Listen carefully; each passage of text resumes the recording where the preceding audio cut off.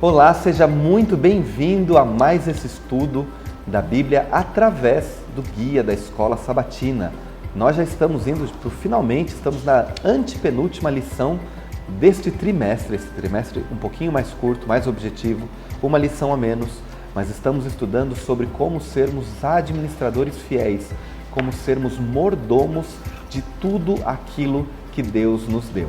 Tenho certeza de que você tem sido abençoado pelo Senhor por tantas coisas boas e importantes. E se porventura você perdeu algum dos estudos destas análises que estamos fazendo com os professores de teologia aqui do Seminário Adventista Latino-Americano de Teologia da FADBA, aqui na Bahia, eu tenho certeza que você pode encontrar todos no nosso site, no nosso YouTube, Escola Sabatina Oficial. Então você é muito bem-vindo para continuar estudando a lição da Escola Sabatina conosco. E para isso, quero apresentar aqui os meus convidados, começando também aqui pela minha direita, professor e pastor Jonatas, tudo bem? Tudo bem. Seja bem-vindo mais uma vez. Obrigado, é sempre uma alegria estar com vocês aqui. Que bom estar com você mais uma vez. Aqui do meu lado esquerdo temos o pastor Gerson. Tudo bem, pastor? Tudo bem, pastor? Seja bem-vindo de volta. Bom tê-lo aqui nesse trimestre mais uma vez. Obrigado, aqui estamos. E aqui do meu lado o pastor Gondim. Além de ser uma sumidade na área de família, é um grande jogador de tênis que vai me ensinar todos os truques do tênis, né, pastor? Com certeza, se você tiver disposição e tempo, né? Sim, muito obrigado. Viu? É um prazer estar com Obrigado você. por estar conosco aqui. Vai ser muito bom nós falarmos sobre o tema de hoje, que é muito importante. Mas antes dele, não deixe de já deixar o seu curtir, não deixe de seguir este canal e fazer parte dessa grande família que estuda a Escola Sabatina juntos, toda semana. Vamos começar com a palavra de oração? Pastor Jonatas, você pode nos conduzir nesta palavra de oração? Claro, com certeza. Vamos orar. Querido Deus, nós te agradecemos pelo privilégio mais uma vez de estarmos aqui juntos para estudar esses temas relacionados à lição desse trimestre. Nós somos gratos, Senhor, pelo privilégio de termos a Tua Palavra em nossas mãos e te rogamos que o Teu Santo Espírito esteja conosco, que o mesmo Espírito que inspirou os profetas, apóstolos do passado para escrever a Bíblia possa iluminar agora a nossa mente, a fim de que não apenas entendamos, mas tenhamos poder para viver as verdades que temos aprendido ao longo desse trimestre. Nós oramos em nome de Jesus. Amém. Amém. Bom, o tema dessa lição, a 10ª que já estamos estudando, é retribuindo.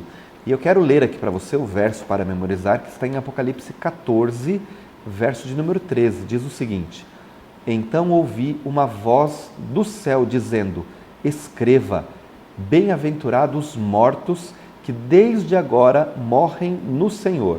Sim, diz o Espírito, para que descansem de suas fadigas, pois as suas obras os acompanham. No final da nossa vida, como nós estamos preparados para honrarmos ao Senhor com as nossas posses, com os nossos bens, com os nossos talentos, com o nosso tempo. Talvez você esteja olhando para mim e perguntando assim: mas eu sou novinho, tenho a vida inteira pela frente, minha família está começando agora, estou começando a trabalhar neste momento.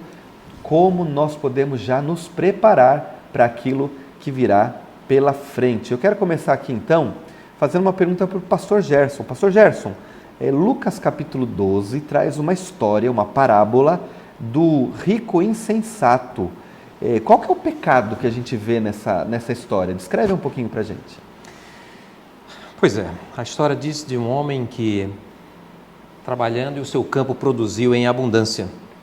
Então ele trabalhou, ele ganhou, e aí ele diz que iria destruir os celeiros, construir celeiros maiores, e que não iria trabalhar mais, que iria comer, beber e se alegrar. E aí a Bíblia chama esse homem de louco. Louco pelo sentido de que não há nada errado em você trabalhar, pelo contrário, temos que trabalhar. Não há nada equivocado em você ganhar, em você poupar também, pensando em emergências, também em alguma coisa que você tem relacionada ao futuro. Mas há duas coisas que nós não podemos esquecer. E uma delas é ajudar os necessitados E também, como nós estamos nesse mundo aqui de passagem, nós estamos aqui para anunciar o Evangelho do Reino, tá? Então nós temos que também investir na pregação do Evangelho. Então o pecado desse homem foi pensar apenas nele, né? Não se preocupar muito com a expansão do Evangelho, embora esse também não era o ponto aqui da parábola, mas de qualquer maneira, já utilizando aqui a questão do dinheiro, como é que a gente usa o dinheiro, então tem a questão da expansão do Evangelho e também o fator de você ajudar os mais necessitados. Porque, como diz, nós vivemos aqui num ambiente acadêmico e a gente fala para os alunos, você tem que se preparar, o melhor que você pode, ser um excelente profissional, mas nunca perder o senso de que o objetivo é ajudar, é servir. Então, se você também tem recursos, você tem que pensar em servir, em ajudar os outros. Então, isso de pensar só em si, ok, trabalhei o suficiente, estou cansado, agora vou guardar, vou me alegrar, o que eu tenho agora é para mim, isso não tem fundamento bíblico e a Bíblia diz que você não vai encontrar felicidade nisso. Tá? É algo assim que você pode até por algum momento achar que está bem, mas a Bíblia diz que a felicidade ela vem de outras coisas, não de acumular e usar e gastar apenas com você. E há um outro detalhe aqui também que aparentemente ele falou o seguinte, não vou trabalhar mais. Existe uma ideia de algumas pessoas de que o trabalho parece que é um pecado, é uma punição, né? O motivo do trabalho é o dinheiro. Conseguir dinheiro, acabou, não tem mais trabalho. E se a gente olhar, o trabalho não foi dado depois do pecado. Olha, você pecou, agora como punição vai trabalhar. Você vai suar mais agora, tem o esforço que você vai ter, o cansaço que antes no Éden não tinha, mas o trabalho é algo que vem desde que Deus criou o ser humano. Então, essa ideia também, vou trabalhar, vou ganhar muito, vou fazer o que for, pegar uma herança e não vou mais trabalhar, vou apenas curtir e aproveitar, isso também não tem fundamento bíblico, né? E eu me lembro de uma profecia de Isaías que ele condena alguns de seus contemporâneos pelo mesmo pecado, né? Em Isaías capítulo 22, verso 13 e 14, nós lemos assim: porém o que se viu era só festa e alegria. Vocês mataram bois, degolaram ovelhas, comeram carne, beberam vinho e disseram: comamos e bebamos, porque amanhã morreremos. Mas o Senhor dos Exércitos me revelou o seguinte, diz o profeta, né? E agora ele cita as palavras do Senhor: certamente essa maldade não será perdoada, até que vocês morram, diz o Senhor dos Exércitos. Então Deus chama essa atitude que a gente vê na vida desse homem de maldade, né? Que não será perdoada, porque como os israelitas, aquele homem estava usando os dons que Deus deu, os recursos, para ele mesmo, né? E isso como foi no passado, era também no Novo Testamento um grande pecado. Né? E essas histórias são muito importantes para hoje, porque vivemos numa geração de imediatismo, né? E que a necessidade de tudo aquilo que a gente tem precisa ser agora, hoje, e amanhã, de qualquer maneira, a gente vai...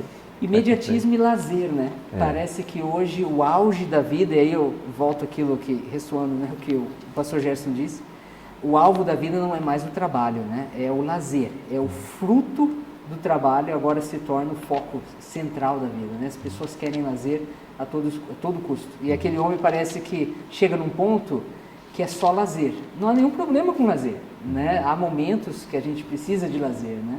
Mas realmente aquele homem acabou deturpando os dons de Deus e usando esses dons para servir a si mesmo, em vez de servir a humanidade. Pastor Jonatas, deixa eu aproveitar e perguntar assim, a vida é breve, a gente vê de fato que ela, de alguma maneira, ela vai passar aqui. Isso também afeta a forma que a gente vê os recursos, os bens, ou deveria afetar? Bom, deveria, né? Deveria afetar certamente, né? A lição, ela traz alguns textos bíblicos, né, para falar da brevidade da vida, e um deles é Eclesiastes, né? E Eclesiastes, para mim, é um dos livros mais intrigantes e mais interessantes do Antigo Testamento, né? Poderíamos dizer que é o livro mais existencialista da Bíblia, porque ele reflete na vida debaixo do sol. Eu chamo de rabugento, pode chamar de existencialista, não tem problema. E uma das frases mais comuns que é repetida no livro de Eclesiastes é: tudo é vaidade, né? E, na verdade, embora a palavra que é hebraica, hevel, que é usada para traduzir que é traduzida como vaidade, também tem esse sentido de vaidade, mas mais especificamente a palavra hevel significa vapor, né? E então quando ele fala que tudo é vaidade, né, ele pode estar dizendo mais literalmente tudo é vapor, tudo é efêmero, né? E ele faz essa reflexão a partir da própria experiência. Ele constrói um império e ele está percebendo já provavelmente na maneira como Roboão, que era o filho dele, né, se lidava com o poder que o substituiria. Ele já estava prevendo, quem sabe, o que ia acontecer depois da morte dele, né? E o que exatamente aconteceu? Roboão agiu de maneira insensata, acabou perdendo 10 tribos e rachando Israel, né, em 2 partes, né, entre Judá e Israel. Então, quando Salomão, na sua própria experiência, reflete sobre isso, tudo é hevel, tudo é efêmero, todo aquele império que ele construiu, ruiu. E isso me lembra de outro texto da Bíblia, que eu acho que está bem enraizado na literatura de sabedoria do Antigo Testamento, que é Tiago. A lição não traz esse texto, mas eu acho que esse texto é um texto também pertinente. Ele diz assim, Tiago capítulo 4, verso 14, você pode acompanhar aí. Vocês não sabem o que acontecerá amanhã. O que é a vida de vocês? Pergunta Tiago. E ele responde, vocês não passam de neblina, que aparece por um instante e logo se dissipa. E essa neblina me lembra de hevel, né? Esse vapor que Salomão já dizia. Então, a brevidade da vida realmente deveria fazer com que a gente lidasse com os nossos bens de uma maneira sábia, né? Diferente, investindo naquilo que realmente é eterno. Um outro caso típico dessa ideia de que nós não levamos nada para o túmulo é o caso de Nabal, né? Sim.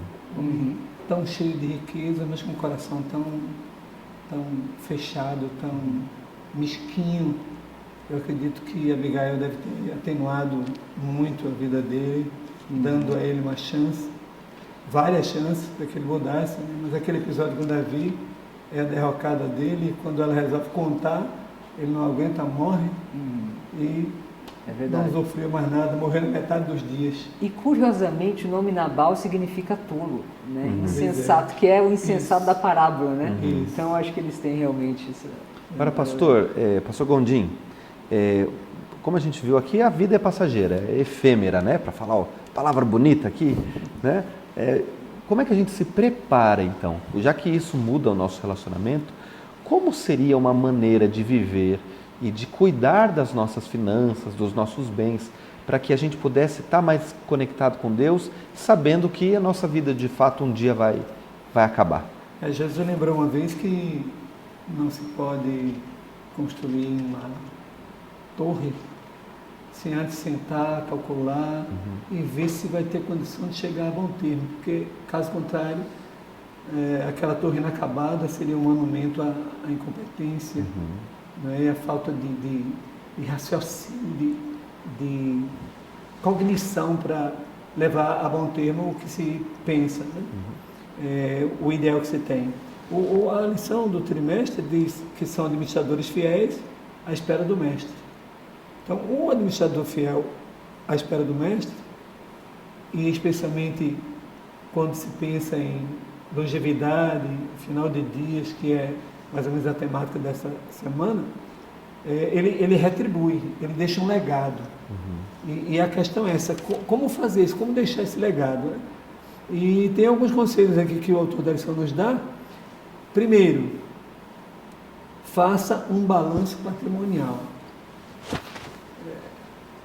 Há sempre alguma coisa que temos que nos pertence. Pessoas humildes têm uma casinha simples, ou outras coisas de valor. Então, um balanço, um levantamento daquilo que se tem. Segundo, atualize determinados documentos que serão necessários, como, por exemplo, o da casa, né?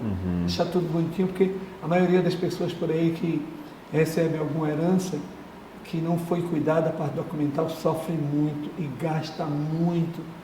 Alguns gastam tanto que, dependendo do valor da casa, nem vale a pena. Terceiro, planeje o que acontecerá com suas posses quando elas não mais estiverem sob a sua administração.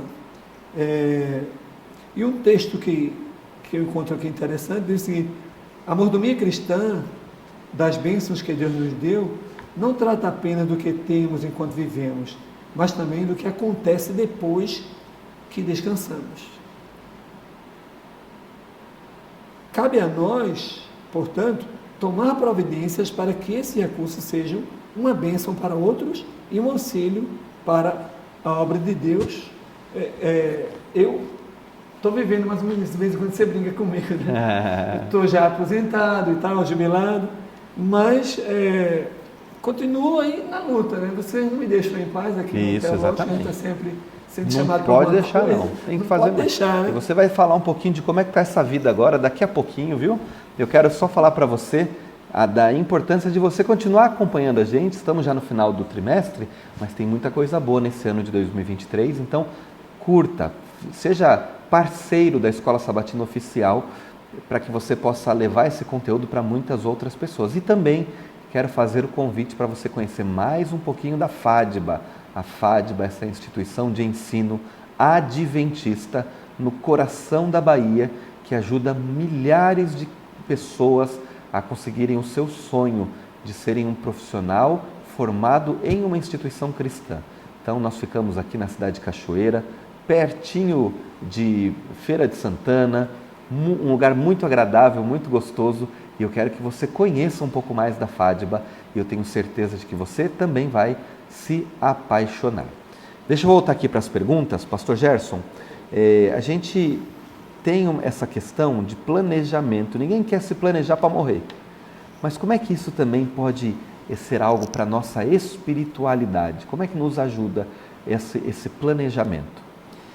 Então, essa questão aí, quando envolve o fator financeiro, a Bíblia dá algumas dicas em relação a isso. Diz que aquele que ama o dinheiro, ele nunca vai se fartar, porque ele sempre vai querer mais. Então aí já entra uma questão de que você vai pela ganância, né?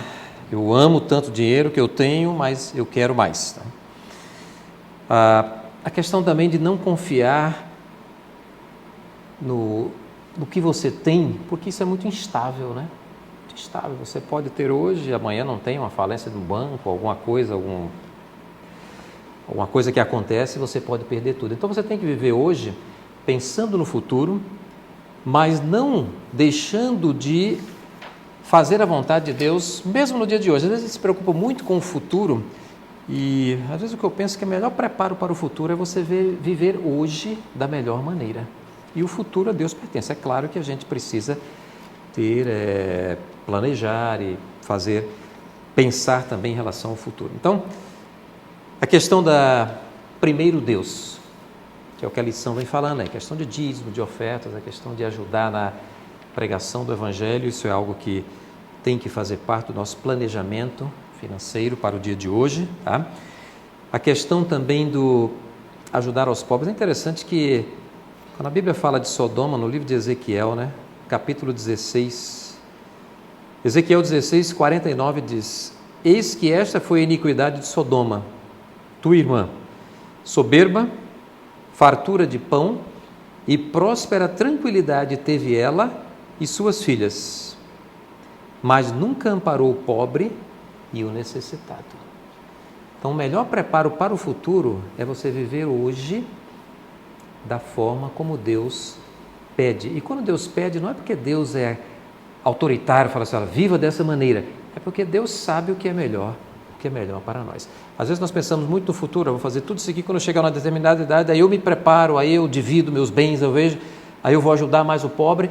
Não, mesmo com pouco que você tem, faça o que Deus pede todos os dias e Deus vai cuidar mais para frente da nossa vida, né? Pastor Gerson, eu queria aproveitar o gancho, você fechou nesse ponto, dizer que a minha mãe, ela era aquela que entregava oferta para tudo. E ela sempre ensinou a gente em casa, olha, quando nós morremos, eu e seu pai, nós queremos que vocês, quando juntar e vender as coisas, separem uma parte para entregar na igreja. Eu quero que parte da nossa herança seja entregue para a igreja. E coincidentemente, há poucos meses, nós perdemos nossa mãe e o pai há um tempo anterior, e fizemos justamente isso, acabamos de receber cada uma parte de 2 casas que ele tinha, casazinhas simples, São 7 irmãos, mas todos ligados à igreja e todos estão separando sua parte para entregar como a minha mãe havia pedido. Eu não tenho muita coisa também, e não estou tão velho assim, já aposentado, mas também já deixei as minhas coisas e da Rosinha já determinado para os meninos. Qual o percentual que cada um vai receber, no caso da minha morte, a minha esposa, os meus filhos e a igreja. Eu tenho uma casinha que estou ainda pagando, tenho também algumas obras que escrevi, e essas obras também já destinei para cada um dos filhos e também para minha esposa, a renda de cada uma delas, para ser colocado nas mãos dele os percentuais corretos e também para deixar uma parte para a igreja. Tem um texto aqui que me chama a atenção, que é um assunto muito delicado, a Bíblia não fala muito disso. E Ellen White faz uma advertência interessante no livro Conselho sobre Mordomia, página 219. Ela diz: muitos manifestam uma delicadeza, um medo descabido sobre esse assunto de fazer no testamento. Entretanto, esse é um dever tão sagrado como pregar o evangelho para a salvação de pessoas. Pesado, né? Muito pesado. Pastor Gondim, e exatamente isso que eu quero perguntar para o pastor Jonatas. Tem algum fundamento bíblico esse comportamento aí de você deixar algo para a igreja, esta herança? Tem alguma história ou alguma questão que aponte também para isso?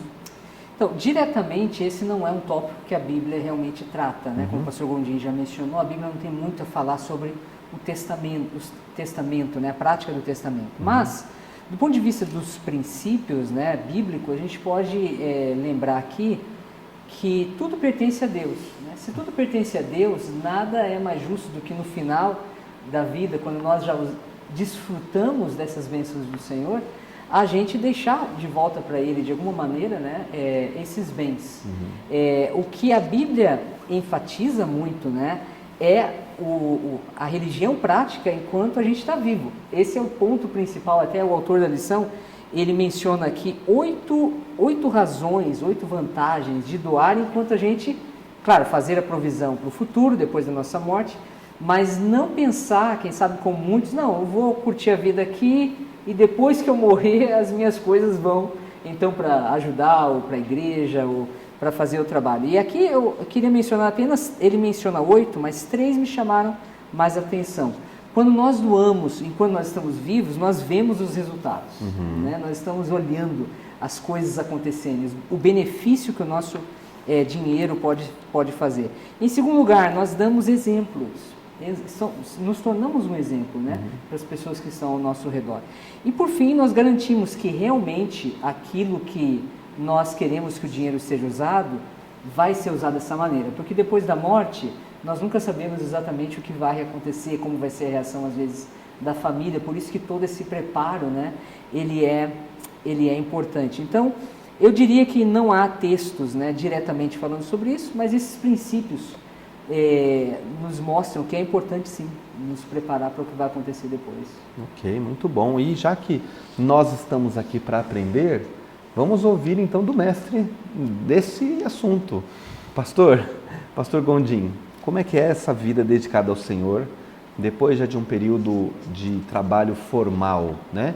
Como foi dito aqui, o senhor não parou de trabalhar, a gente não vai deixar. Continua dando aula aqui no curso de teologia, tem as suas palestras, várias coisas, atividades na igreja.